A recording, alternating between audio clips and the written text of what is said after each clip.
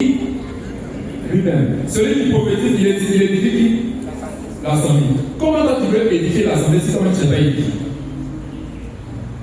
C'est ce qui va faire que même si tu reçois une prophétie en assemblée, tu ne vas pas oser prophétiser. Est-ce que tu vas me dire? Tu sens que tu reçois des choses, mais tu n'oses pas dire. Tu as peur de parler. Tu te poses des questions de savoir est-ce que ça vient de Dieu. Et puis après, tu as comme un remords qui te met sur le cœur. Tu t'en veux même de ne pas avoir donné la prophétie. Mais qu'est-ce qui a fait que tu n'as pas osé donner la prophétie? Parce que tu n'es pas édifié toi-même. Je vais expliquer le mot édifier. Édifier veut dire bâtir. Celui qui parle, il se bâtit lui-même. Il s'édifie lui-même. Il s'améliore lui-même. Au point que lui peut maintenant édifier d'autres personnes. Est-ce que vous voyez? Donc, moi j'ai dit, d'ailleurs, le parler en langue, c'est l'un des moyens par lesquels on active tous les dons spirituels. C'est pas d'aller voir quelqu'un, les gens sont remplis de cette étude, pas tu commences à parler en langue. Et si tu cultives ça, Paul dit je parle en langue plus que vous tous. C'est ce qu'il veut dire. Mais quand je suis en assemblée, je dois donner quelques paroles pour être efficace. Qui passe au moins 30 minutes par jour à parler en langue ici? Ok. Qui parle ici? Qui ne parle pas en langue? Il y a d'autres qui ne parlent pas en langue. C'est-à-dire qu'ils ne parlent ni en langue, c'est-à-dire qui parle en langue ici? Les ou bien on avait honte. Un jour, je passais dans ces pays, j'ai vu des gens, des paroissiens, ils étaient venus nous critiquer. Je venais à la prière, puis nous critiquer, vers la sacrifice là-bas. Il dit c'est la maison bizarre, là, vous avez dit la main en l'air, et puis il se sentait un peu. Et puis quand il m'a vu, il dit, ça va, et puis on continue. Alléluia. Non, c'est normal qu'on soit bizarre. C'est normal que tu te sentes bizarre. Qui parle pas en langue? Ok. C'est beaucoup un peu. Hein? Qui est qui les minutes? Maintenant, qui a le Saint-Esprit? Qui n'a pas le Saint-Esprit? Ok, donc je suppose que tout le monde a le. Qui n'a pas le Saint-Esprit? Ah non, c'est grave chez toi. Ok. Donc, je vais vous dire une vérité. Je peux vous la dire. Vous pouvez dire et dit tous ceux qui ont le Saint-Esprit ont la capacité de parler en langue. Tous. C'est pourquoi j'ai posé la question de savoir qui a le Saint-Esprit. Parce que celui qui ne peut pas parler en langue ou qui ne parle pas en langue, c'est censé être celui qui n'a pas le Saint-Esprit. Mais si quelqu'un a le Saint-Esprit, il est censé parler en langue. Il dit qu'il est censé parler en langue. Même s'il ne parle pas forcément. Je sais que vous avez beaucoup de questions sur le sujet.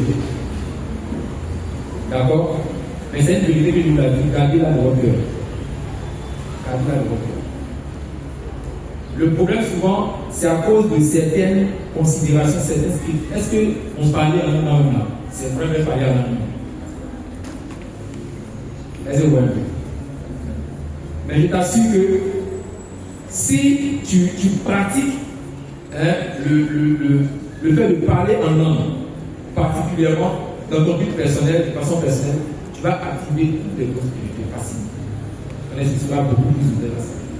Moi, j'ai eu la chance de côtoyer des pères comme Papa Lila et d'autres mentors qui m'ont tout de suite engagé avec ça. Il y avait même qui disait chacun a 1 heure de parler en langue par jour. Et puis toi, tu mets ton chrono, les bras, cora, chaka, rababa. Et puis là, 5 minutes sont rababa, robo, riga, rababa. Un moment, c'est parti. Tu dois le faire pendant 1 heure. Et tous ceux qui ont appliqué ce principe-là, la plupart excellent dans les dons spirituels. Tous même. Sauf ceux qui choisissent ce qu'ils veulent. Souvent, tu es plus intéressé par enseigner, etc., évangéliser. Tu choisis les dons spirituels. Sinon, tous. Je peux vous le dire.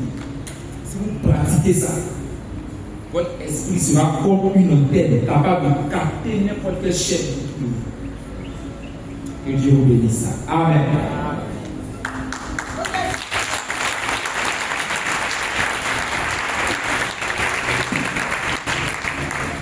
Maintenant, on va aller voir avec les questions.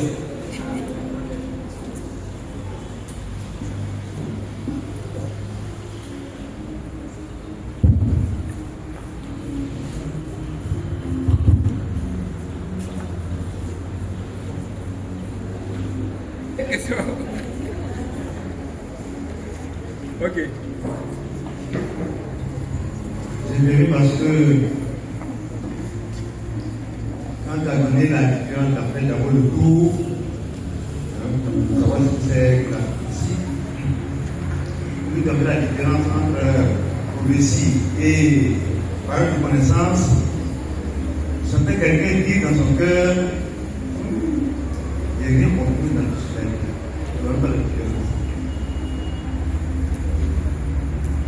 Si tu as vibré ça dans ton cœur, on est entre nous frères et sœurs, laisse simplement la vie.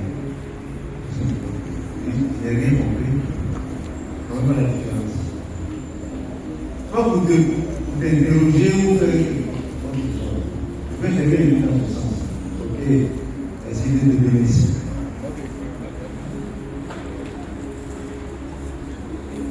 Alors, c'est intéressant parce que je voulais donner quand même un exemple pour vous voyez bien la différence.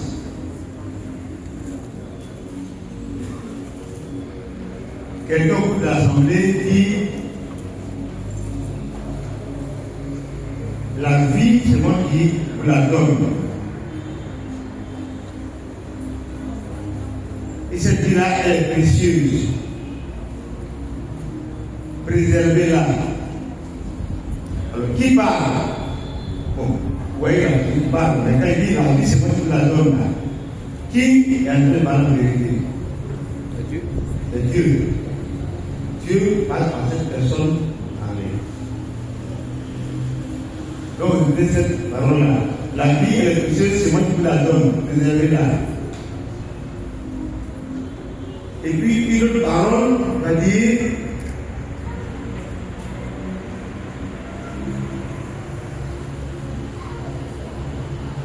tu veux que je peux faire un avortement. Je supplie ma fille, préserve cette vie. N'attends pas à la vie de cet enfant. Je prendrai soin de toi. N'aie pas peur de tout ce qui sera de toi. Je prendrai soin de toi. On n'attend pas à la vie de cet enfant. Qui peut faire la différence entre les deux paroles, la première et la deuxième? Par rapport à la parole de connaissance et puis la parole de prophétie. La première, qu'est-ce que ça peut être? La vie est précieuse, c'est moi qui vous la donne, vous avez là. Parole de connaissance, parole de prophétie.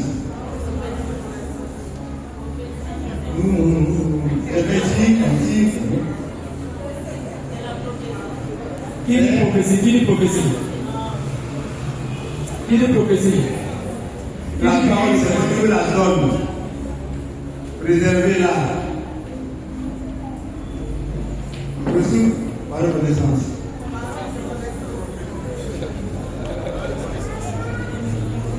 C'est une prophétie. C'est une parole de prophétie.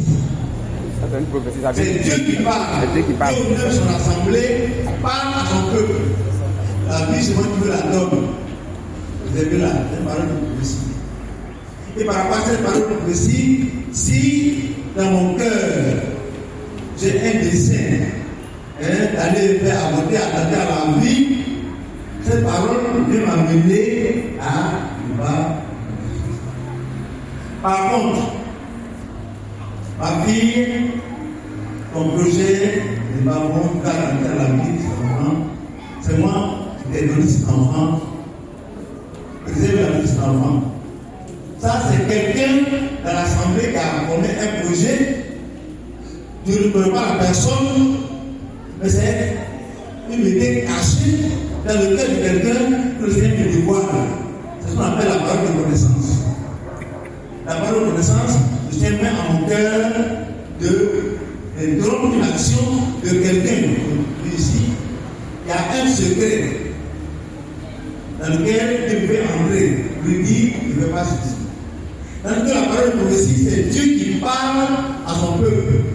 C'est une parole au milieu de nous, où Dieu nous édifie. C'est moi qui donne. Et dans cette parole-là, il peut, si tu as un mauvais dessein, que Dieu te prend. Maintenant, quand il a parlé de la parole de connaissance, de parler en langue, il a dit que le parler en langue ouvre la voie aux autres de le charisme. Je vais donner un exemple précis et actuel, présent. Tout à l'heure, nous allons prier pour des personnes.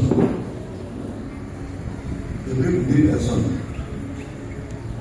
Donc, je voulais, moi, je parlais en langue, quand je suis arrivé sur une personne qui je prie en langue, le Seigneur a parlé à mon cœur. Je ne connaissais pas la personne, apparemment, mais quand j'ai parlé, quand j'ai pris en langue, Dieu m'a révélé ce qu'elle disait et ce que cette personne vivait. Je lui ai posé seulement la question, elle m'a donné la réponse, qui a confirmé ce que était dans mon cœur.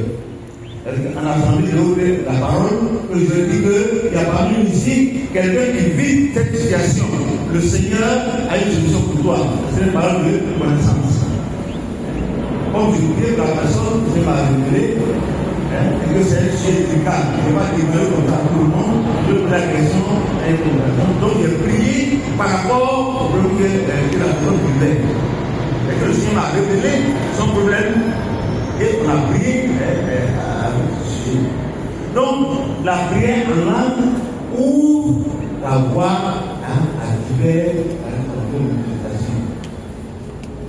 Mais ce que je voulais ajouter, si tu ne pries pas en langue, on va dire que je ne peux pas manger de charisme. Non. Le Seigneur peut tout faire, il peut te parler directement sans la parole. Mais tout le monde a la capacité. Pour une raison simple. Une raison simple. C'est ce qu'il a écrit dans 1 Corinthiens 14, verset 4. Celui qui parle en langue s'édifie lui-même. Est-ce qu'il y a parmi nous ici des personnes qui n'ont pas besoin de s'édifier? Est-ce que parmi nous ici il y a des personnes qui n'ont pas le droit de s'édifier, de se former à la connaissance des choses de l'univers de Dieu? Tous nous sommes appelés à nous édifier. Donc, dans le jour où il y a un instrument que le Seigneur donne pour nous aider à nous édifier, c'est le seul charisme qui est à la portée de tout le monde. C'est le seul. Parce qu'il est d'abord le truc de personnel. Et là, le truc de personnel. Si dans ma chambre, je prie en langue. Dans ma chambre, je ne donne pas de parole de connaissance. Je ne veux pas parler de prophétie. Bon, peut-être qu'il veut prophétiser sur ma propre vie. C'est autre chose. Bon, donc, c'est très important. Il fait la différence. Mes enfants, je vous aime. Ne laissez pas la tristesse à cause des événements que vous vivez parce que je vous aime. Ça, c'est une prophétie. Comme c'est Dieu qui parle à son peuple, si moi je suis découragé, cette parole-là, elle m'encourage. On a donné 3 raisons de la parole de prophétie. On a dit que cela encourage, cela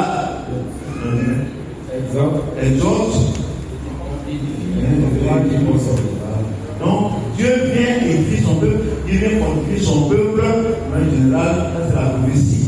Mais la parole de connaissance, c'est un secret caché que le Seigneur révèle pour que la vie de quelqu'un ou une situation soit révélée. Amen. Merci beaucoup. Acclamez le Seigneur. Alors, s'il y a des questions, les frères vont passer avec le micro.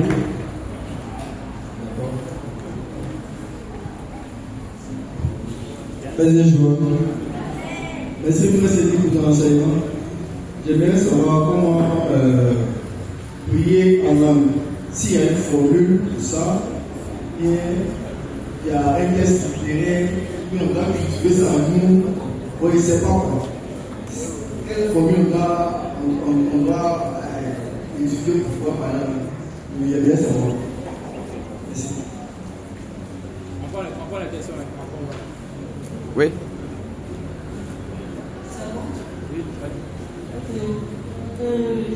Bon, je suis un peu sa question. Je voudrais savoir, est-ce que, quand on nous dit de parler en langue, on peut faire l'effort.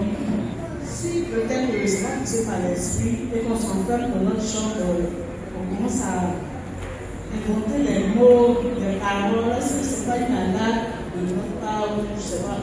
Est-ce que c'est pas un péché même de l'élément? Voilà, c'est ce que je pense.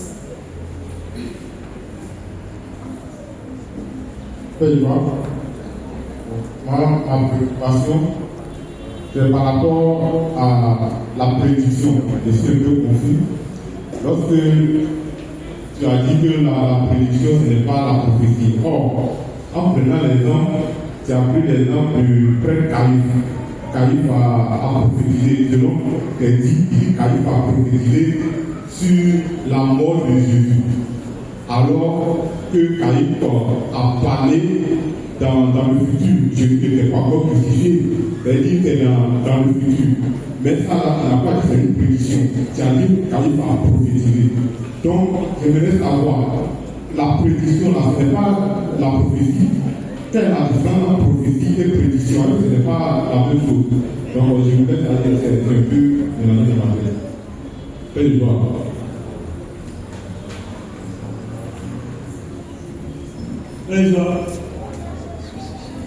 Moi, j'ai deux questions. La première question, c'est est-ce que quelqu'un qui n'a jamais fait de prophétie peut exercer le ministère de prophète? La seconde question, c'est par rapport à la prédiction. Lorsque Jean-Baptiste annonçait le ministère de Jésus, est-ce que c'était une prédiction ou une prophétie? La première, c'est quoi? Est-ce que quelqu'un qui n'a jamais fait de prophétie peut exercer le ministère de prophète? La deuxième, c'est Jean-Baptiste, c'est ce qu'il disait. La deuxième question, c'est est-ce que Jean-Baptiste, lorsqu'il annonçait le ministère de Jésus, faisait une prédiction ou une prophétie?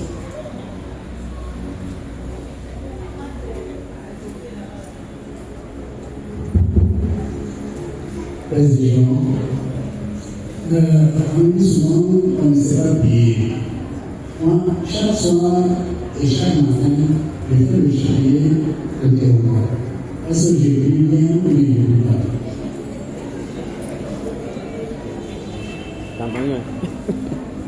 Président, merci.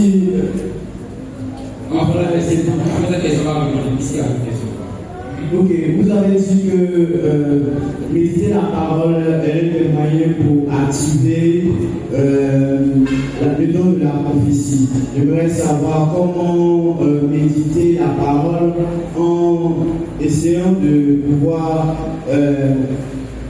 activer ce don. Ok. Merci.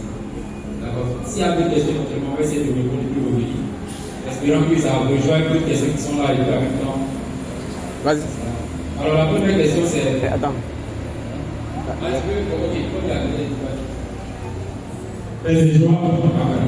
Merci responsabilité pour l'information. Moi j'ai deux questions. La première question c'est concernant les prophéties. Quand il y a une prophétie qui est dégagée sur ta vie et que ça tarde, quelle attitude avoir pour voir cette prophétie se réaliser? Et ma deuxième question, c'est par rapport au parler en langue. Comment cultiver le don de parler en langue? Quels sont les exercices pratiques en tant que chrétien qu'on peut avoir pour pouvoir cultiver le don de parler en langue? Merci. Amen. Wow, quand avec le Seigneur pour ces questions. Il semble que le sujet est donne soif. Il y a un besoin de comprendre. Que le Saint-Esprit nous éclaire. Amen. Alors,